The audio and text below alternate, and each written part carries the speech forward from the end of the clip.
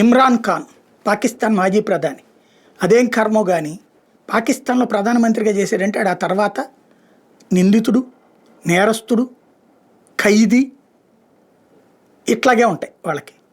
అయితే జైలు లేదా ఉరి లేదా దేశం వదిలి పారిపోవడం.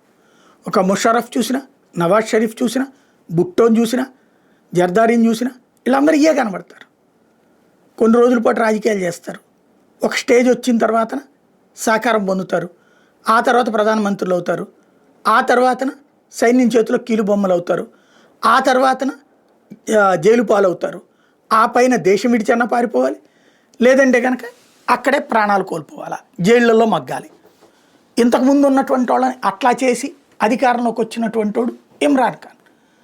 అప్పుడు సైన్యం సహకారంతో తను చేశాడు. ఇప్పుడు అదే సైన్యం తనను లోపలేసింది షాబాజ్ షరీఫ్ కోసం.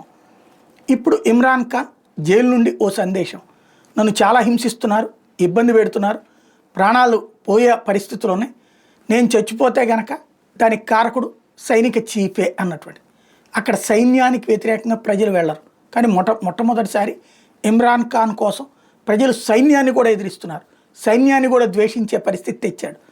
రాబోయే రోజుల్లో ఇమ్రాన్ ఖాన్ ఏదన్నా అయ్యిందంటే సైన్యం మీదన తిరుగుబాటు దిశగా ఆ దేశం వెళ్తుంది. కాకపోతే అమెరికా అండతో సైన్యం ఆ ప్రజల్ని అణచేసినా చంపేసినా ఆశ్చర్యపోనక్కర్లేదు.